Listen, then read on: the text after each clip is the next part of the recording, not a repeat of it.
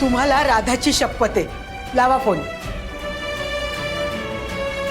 तू ऐकतच नाही हा. ती पण करतेस. काय झालं का शपथ देते राधाची. लावा लवकर. थांब जरा. लागू. लावताय ना? हा हा हे घे स्पीकरवर आहे बघ. कुठे?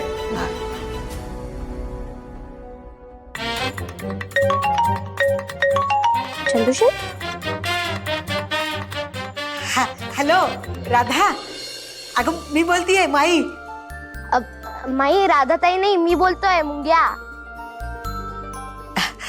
मुंग्या, तू घेतलंस होय राधाचा फोन? हो, ते मी फोटो काढतोय ना माझ्या मित्रांना दाखवायला. छान छान. काढ हा. मन सोक्त फोटो काढ. हा आणि काय मिरवायचं ते मिरव तुझ्या मित्रांमध्ये. हा. माई, तुला राधाताईशी बोलायचं असेल ना, थांब देतो. अरे नाही नाही, मला तुझ्याकडेच काम होतं. देऊ नको तिला फोन बिन. काय काय? माझ्याकडे काम आहे? काय काम आहे? मला सांग मुंग्या, तू बिराजदार साहेबांना पाहिलंस खरे तिकडे?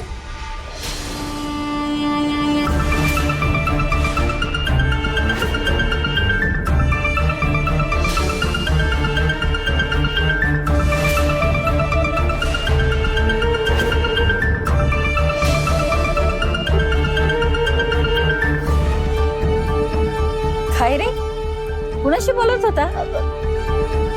ती आमची माई आहे ना, तिच्याशी बोलत होतो. माईंशी? कशा आहेत रे त्या? अरे मुंग्या, बोल ना, कुणाचा आवाज आहे?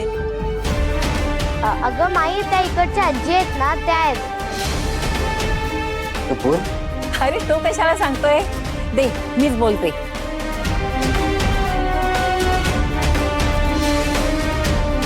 हॅलो, काय म्हणता मुंग्याच्या माई? बऱ्या आहात ना?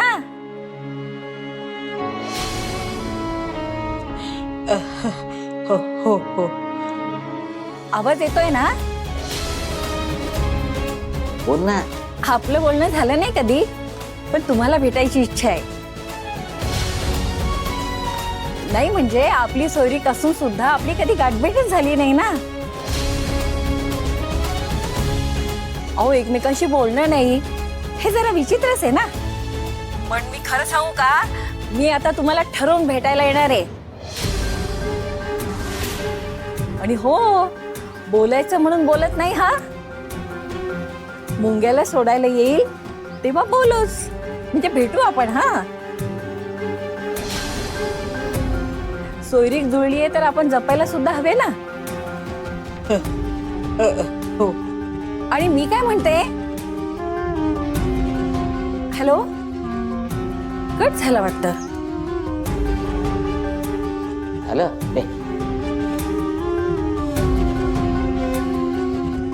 झालं ना समाधान? हा, चिंता करत बसते सारखी सारखी. जास्त विचार नको करत बसू. हा, त्या आमच्या माईला दिसत नाही ना, म्हणून ती कधी कधी बटन दाबून देते. हो का रे? अरे मला असं वाटलं की इथे जे काही घडलं ते तू त्यांना सांगितलं आणि त्याचाच राग म्हणून त्यांनी फोन कट केला, असंच वाटलं मला. नाही नाही, मी काहीच सांगितलं नाहीये. का रे, का नाही सांगितलंस? नाही, तुझ्या जागी दुसरं कोणी असतं ना तर सगळं सांगितलं असतं.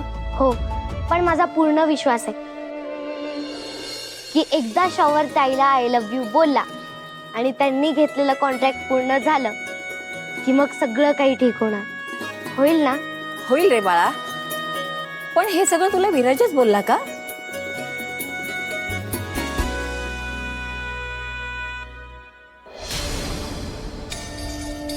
राजवीर, अरे तुझ्या बाबांना त्या राधाला पैसे देण्यापासून मी थांबवलं, पण तरी सुद्धा तिने पैसे मॅनेज केले. अगं पण कसं काय? अरे तेच तर कळत नाहीये.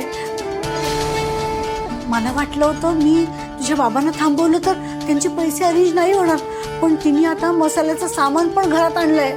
आपल्या मनासारखं काहीच होत नाहीये रे. हो ना. मग आपण आता काय करायचं?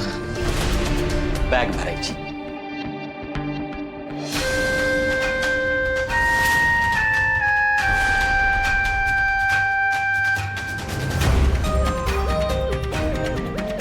का बॅग का भरायची? कारण एका अनाथाचं तरी या घराबाहेर जाण्याचं तिकीट कन्फर्म होणार आहे.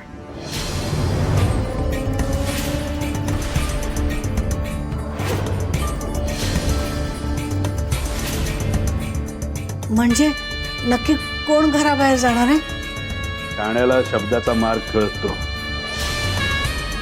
पण तुमच्याकडे तेवढंही शहाणपण नाही. त्याला मी काय करणार? स्पष्ट सांगतो, तू या घराबाहेर जाणार आहेस. का? मी काय केलंय भाऊजी? तू काहीच केलं नाहीस ना, हाच तर प्रॉब्लेम आहे. नाही हो, मी ते त्या भिकारड्या पोरीचं कॉन्ट्रॅक्ट पूर्ण होऊ द्यायचं नाही असं सांगितलं होतं ना. मग तरी सुद्धा तिने एवढं मसाल्याचं सामान कुठून आणि कसं आणलं? भाऊजी तेच तर कळत नाहीये, त्याचा शोध घेते मी. कधी शोध घेणार होता? त्या पोरीने माझं नाकावर किचून कॉन्ट्रॅक्ट मिळवल्यानंतर तिला कुठूनही पैसे मिळणार नाही याचा बंदोबस्त करा असं तुम्हाला सांगितलं होतं ना. काय झालं त्याचं? काय झालं? त्या पोरीकडे पैसे कुठून आले? मी तर राजवीरच्या बाबांना पैसे देण्यापासून थांबवलं होतं आणि त्याने पैसे दिले नाहीत हे मी खात्रीने सांगू शकते. पण तरी सुद्धा तिने कसे पैसे जमवले, कुठे दरोडा टाकला, कसं सगळं मसाल्याचं सामान आणलं, काहीच कळत नाहीये.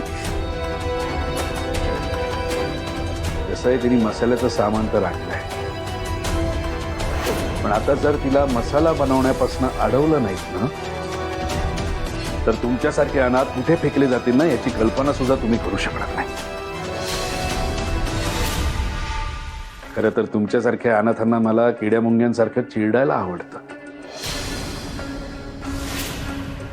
पण तरी सुद्धा मी तुम्हाला इथे फुकट पोचतोय हे तुमच्यावर माझे उपकार समजा. हल्लेल्या मिठाला जागा, नाहीतर मला तुम्हाला तुमची जागा दाखवावी लागेल. जर ही त्या पोरीला मसाला बनवण्यापासून रोखू शकली नाही ना, तर त्या पोरी आधी त्यांचं सामान बाहेर फेकायचं. कळलं सुमित?